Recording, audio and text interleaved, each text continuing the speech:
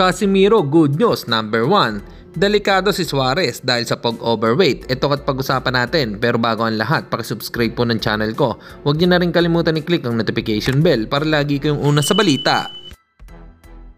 Pag-usapan nga po natin mga kaboxing, ayon po sa computer-generated ratings ng BoxRec, ay nananatili pa din sa top pound for pound boxer in the Philippines si former 3 Division World Champion Jandrel Cuadrolas Casimiro.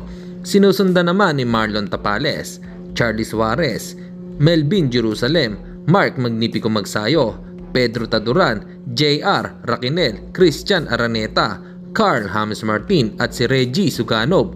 Tila si Casimiro pa din ang kinikilala na number 1 pound for pound Pinoy boxer kahit pa hindi ito madalas mapalaban. Para sa inyo mga kaboxing, ano po ang masasabi nyo dito? Comment lang kayo sa ibaba. Samantalang sa katatapos lang na weigh-in sa pagitan ng ating pambato na si Charlie Suarez kontra kay Manuel Navarrete, si Suarez ay tumimbang ng 129.9 pounds habang si Navarrete ay tumimbang ng 130.3 pounds na may 2 oras para makuha ang timbang na tinakda.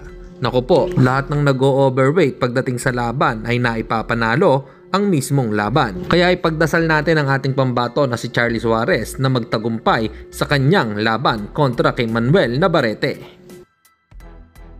At sa kabilang balita naman tayo mga kaboxing, finally ay may laban na ang ating pambato na si Pinoy prospect Carl James Martin kontra ito kay Francisco Pedreso Rayito Portillo na magaganap sa Michelob Ultra Arena, Las Vegas, Nevada, Saturday, May 31. Good luck Wonderboy, naway magtagumpay ka sa iyong laban, kaya suportahan natin itong manalo mga kaboxing.